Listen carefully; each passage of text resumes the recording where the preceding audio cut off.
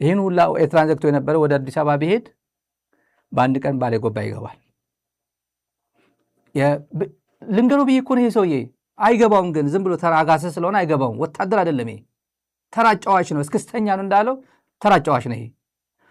ማን ነው ቲዲኤፍ መቼ ነው አቅም ያለው ሲባል 360 የተዘጋ ትግራይ ነበረች። ዳቦ አላሳልፍም የሚል አፋር አወል 40 ነበር። አሁን ማን ነው ያለው እዛ ላይ? ሐጂ ኢብራሂም ነው የአፋር አሁን ባለስልጣን ባለብትር ያለው ይሄ ሰውዬ እንዳይመስላችሁ። ይሄ ሰውዬ ባለ ሀብት ነው። ዘመድ አዝማዱን ሆቴል ይገነባል ምናምን ያደርጋል። አፋር ህዝብ ያለው ስቃይ እኛ እናውቀው የለ እንዴ? የአፋር ህዝብ እኮ የኛ ህዝብ ወንድም ህዝብ እኮ ነው። አንድ ህዝብ እኮ ነው። ምንድን ነው ሬዲዮ አልነበረው ባልነበረ እኮ ድምፅ ወያነ ነበር እኮ ሬዲዮ ድምፅ ወያነ እኮ አፋርኛና ትግርኛ ነበር እኮ የሚያስተላልፈው ኖርማል በነፃ ሆስፒታል የአፋር አብዛኛው በርሐለም ኤሬፕቲ በሙሉ የት ነበር የሚታከመው? አይደር ነበር የሚታከመው እኮ። ሞቃት ሲሆን ክረምት ወዴት ነበር የሚወጣ? መቀለ ነበር እኮ አብዛኛው ሰው የሚያሳልፈው እኮ። ወይዘሮ ሲበላሽ መቀለ እኮ ነበር የሚያሳልፈው። እናውቀዋለን። የትግራይና የአፋር ህዝብ ግንኙነት እናውቀዋለን። እኔ ተራ ሽንገላ ምናምን ዝም ብዬ ፌክ ነገር አይደለም ለመናገር እዚህ የምናገረው። እናውቀዋለን። ብልጽግና እንዴት አድርጎ እንደተጠቀምበት እናውቀዋለን። ያንን ዘግቶ መድኃኒት እንዳይገባ ምናምን እንዳይገባ እያለ አንድ ጀሪካን ነዳጅ ገባ ተብሎ በኢትዮጵያ ቴሌቪዥን ዜና እያሰራ እሱ አይቀጥልም። ሐጂ ኢብራሂም የሚቆጣጠር ክልል ነው ያለው። አማራ ክልል አማራ ሆይ ወንድ ሆን አንተ ወንድ አይደለም፣ ይሄን ማትበቀል ኮን ሽንት ሆነ ብትቀር ይሻላል የምትለው ባጫለበ ስለሆነ የነበረው አሁን አይደለም። ምንድነው እያሉ ያሉት?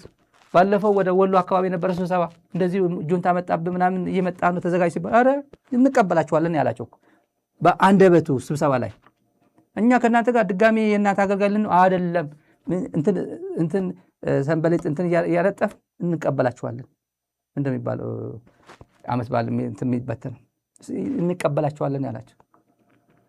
አዲስ አበባ ህዝብ ጁንታ ገዳይ እያለ ሲወጣ የነበረ አይወጣም። አሁን ደብረ ብርሃን ድረስ መጥቶ ሊቀበል ይችላል። አሁን የአማራ ፋኖ ነው ቲዲኤፍ ነው ማን ቀድሞ እንደሚገባ አይታወቅም። ግን ያው ተመሳሳይ ጊዜ ነው የሚገቡት። ቀድሞ ነው የሚቀበለው። ደብረ ብርሃን መጥቶ ይቀበላል። ወላ በዚህ ሲመጣ ይቀበላል። እና በኤርትራ በኩል የሚወጋ የለም ትግራይ የአማራ ፋኖ እና ውጋ ሲለው የነበረ ሌላ ነው። አሁን አስተላልፉ ሌላ ነው። አፋር ያለው አስተላልፍ ሌላ ነው። ተከዘዘብ ያድነኛል ካል ተከዘዘብ አሁን የደረሰበት ሁኔታ ታውቀዋለህ። ተከዘዘብ ተጋሩ ናቸው። ከየት አምጥተህ ተከዘዘብ እንዳልካቸው ታውቃቸዋል። ታውቀዋል። ይሄ ሰው ያቅም በዛን ሰዓት በኤርትራ በኩል አሁን ባዶ ነው እንዳልኩት። በኤርትራ በኩል ባዶ ነው። ባዶ ብቻ አይደለም ያው እናጠፋሃለን እያሉ አይደል? የራሱ ሚና ይጫወታል። በራሱ ሚና ለትግራይ ብሎ አይደለም። የኤግዚስተንስ ጉዳይ ገጥሞታል። የኤግዚስተንስ ጉዳይ ብርጌድ ንሓመዱ ዛሬ ኢትዮጵያ ቴሌቪዥን ተቆጣጥሮት ነው ያለው። መጣበታለሁ ዛሬ ለመጀመሪያ ጊዜ በዚህ ሚዲያ ስለ ብርጌድ ንሓመዱ እናወራለን። ለመጀመሪያ ጊዜ በታሪክ የትግራይ ባለውለታዎች ናቸው። ወጣቶች ስብስብ ነው። ትግራይ በምትወረርበት ጊዜ ከተጋሩ ጋር የቆሙ ናቸው። ዛሬ ግን የምንነግራቸው ነገር አለ፣ ሐቅ አለ። እና በዛን ሰዓት ሚዲያው ከአብይ ጋር ነበር። ኤርትራ ከአብይ ጋር ነበር፣ አሁን የለም። ሚዲያ ከአብይ ጋር ነበር፣ አሁን የለም። ኦሮሞ ከአብይ ጋር ነበር።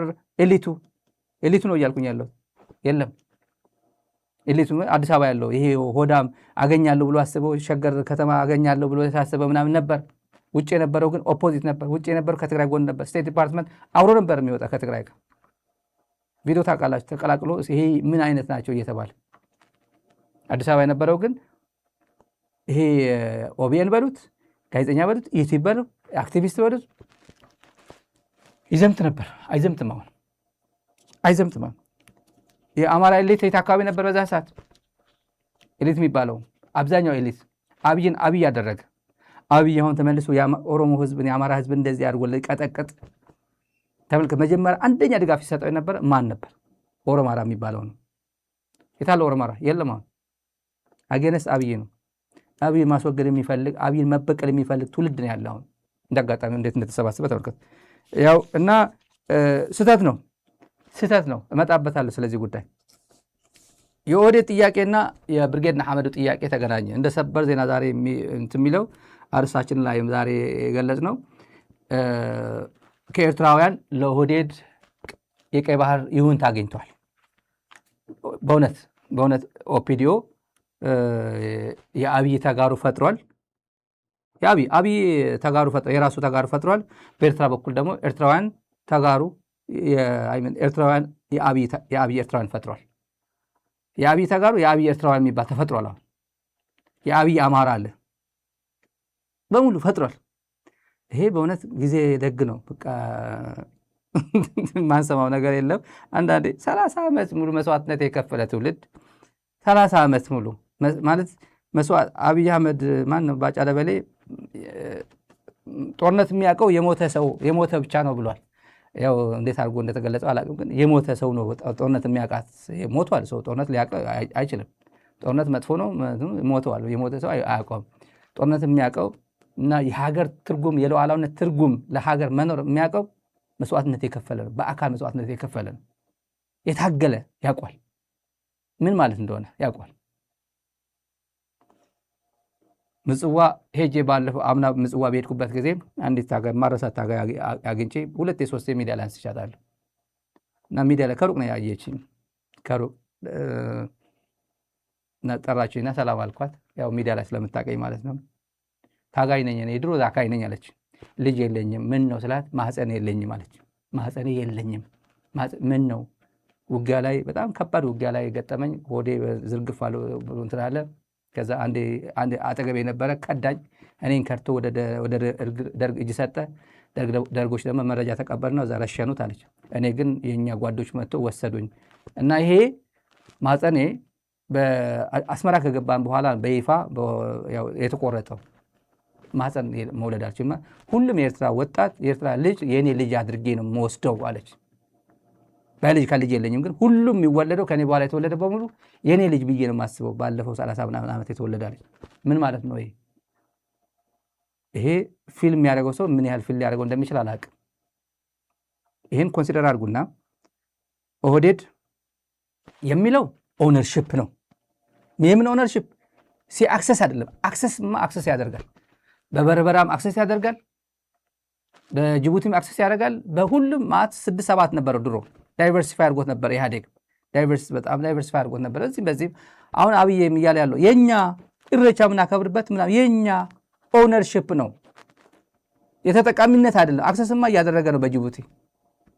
ይህን ማያቅ ሰው ካለ ኢትዮጵያዊና ኤርትራዊ ካለ ተሳስቷል። ሚዲያ ይከታተልም እንዳላችሁ ይከታተላሉ። አንዴ the wrong side of history ስትወርቅ the wrong side of history በፈጣሪ በቃ አውለኝ ነው። በተሳሳተ ሳይድ የሂስትሪ ታሪክ በስተት መንገድ አታውለኝ የሚባለው በሱ ነው። ለደቂቃም ቢሆን ተቆርጦ የሚቀር ቪዲዮ እንኳን በታሪኬ እንዳይገኝ ተብሎ ነው ሰው መጠንቀቅ ያለበት። ኦህዴድ የሚፈልገው ኦነርሺፕ ነው። ብርጌድ ሐመዱ ደግሞ ውሰዱት፣ እኛም የሌለ ነገር እናገኛለን፣ እናንተ ትወስዳላችሁ፣ እኛ ያሌለ ነገር ደግሞ እንወስዳለን። ልክ እንደ ሰጥቶ መቀበል ነው የሚመስለው ትርጉሙ ሲናገሩ። ሰጥቶ መቀበል አይደለም አብይ የሚጠይቀው ኦነርሺፕ ነው። ሰጥቶ መቀበል አይደለም አብይ የሚፈልገው። ከዛ ያወናብዳሉ፣ መሀል ላይ ያወናብዳሉ። አብረን እንስማው። በቦሌም በባሌ እንገባለን የሚሉትና ከሁሉም የገረመኝ ወጣቶቻችን ዝግጁ ናቸው። ግሪን ላይት እየጠበቁ ነው። ግሪን ላይት እንግዲህ ለጦርነት ነው። ግሪን ላይት በተጠንቀቅ ነው ያለ ነው። ጽምዶ የሚባል አንደግፍም። ጽምዶ ጠላት ነው፣ የጦርነት ነው አለ መምህር ውፉይ ነው የሚባል። ውፉይ ማለት ቮለንቲርድ ወይ ዝም ብሎ በቃ እሺ ለሁሉም እሺ ባይ ማለት ነው። ዝም ብሎ እሺ ባይ ማለት ነው በቃ ቮለንቲር። እና ይሄም እንደ ስሙ መስሎት መሰለኝ ዝም ብሎ እሺ አላቸው።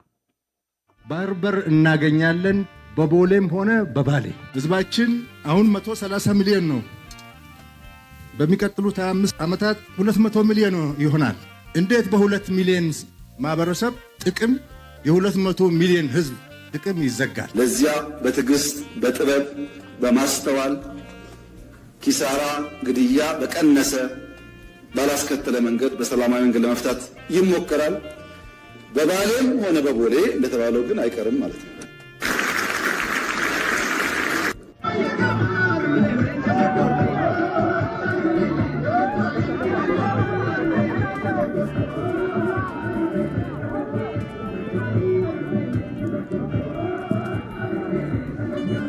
እዚህ ሁሉ ግንኙነቱና ዝግጅቱ አጠናክሮ ለማሰልጠን ዝግጁ ያለ ወጣታችን አረንጓዴ መብራት እንዲሰጥ በመጠባበቅ ላይ ነው። ይህ ጽምዶ የተባለ ህዝባዊ መሰረት ስለሌለው እኛ ደግሞ የህዝብ መሰረት የህዝብ ተልዕኮ ስላለን እሱ እንደግፈው እውቅናም አንሰጠው። የጦርነት አባዜ የተሸከመ ስለሆነ እኛ እዚህ ያለነው ዓላማ አንዱ እሱ ለመከላከል እና እሱ ለማክሸፍ ነው። صباح الله كم صبح خد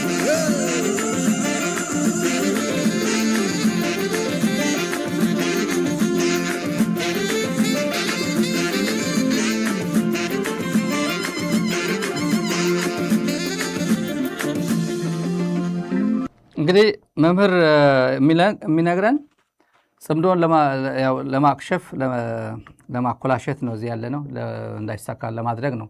እና የጦርነት አባዜ የተጠናወተው ነው ጽምዶ እና ጥምዶና ጽምዶ ነው ችግሩ። ብርጌድ ንሓመዱ ከኦህዴድ ጋር ይሻለኛል ብሏል። እና የትግራይ ህዝብ አደጋ ውስጥ የሚከት ነው። የትግራይ ህዝብ ተቆርቋሪም ነው። በዚህ በኩል ሲንስ ዴይ ዋን ፕሪቶሪያ አይሜን ወደ አስመራ ከሄድኩኝ በኋላ ለመጀመሪያ ጊዜ ይህን ጉዳይ አጀንዳ እያደረኩት ነው እዚህ ሚዲያ ላይ። ለምን ይመስላቸዋል? በተለይ ኤርትራውያን ምን ይመስላቸዋል? አንድም ቀን አጀንዳ አድርገናቸው አናውቅም። እነዚህ ሰዎች አንድም ቀን ይህን ሁላ በእኔ በግል ጭምር እያንቋሸሹ ሲውሉ ነበር።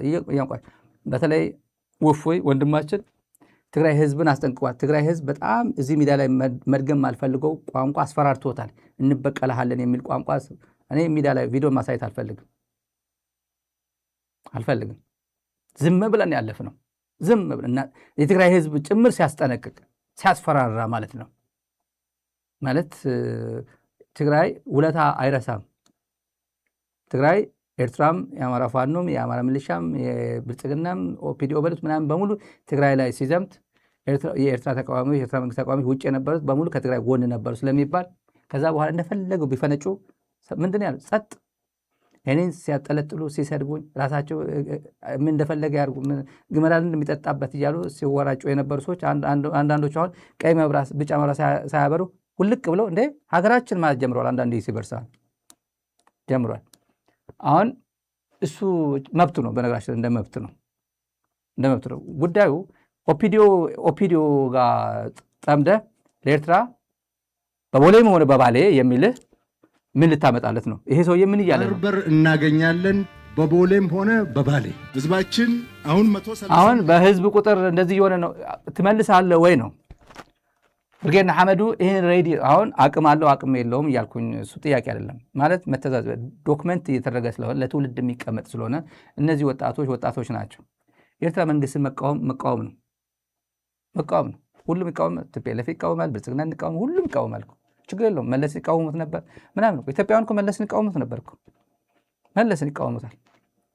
አሁን በየቀኑ ስላሴ ቤተክርስቲያን እየሄዱ መቃብሩን አይተው ነው የሚጎበኙት። እንደ እንትን ተሳልመው ነው የሚመጡት። ሰው አይተው አዝነው አልቅሰው ነው የሚመጡት።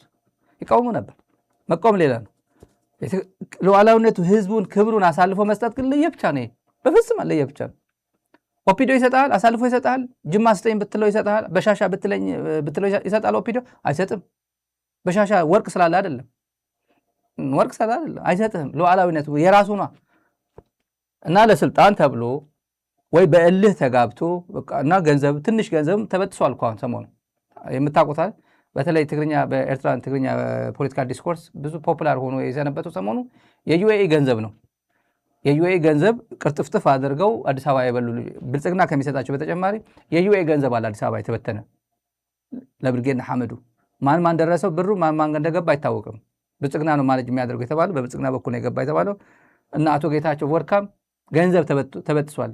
የትግራይ ጦርነት እየመጣ ስለሆነ ለሚዲያ ፕሮፓጋንዳ ተብሎ ኢህአዴግ 4 ኪሎ የሚገኘው ኢህአዴግ ጽህፈት ቤት አካባቢ ለየት ያለ የሚዲያ ሩሞች ተዘጋጅቶ ሰው የተዘጋጁ ነው። የደረሰን መረጃ እሱ ነው። አብዛኞቹ ተጋሩ ናቸው።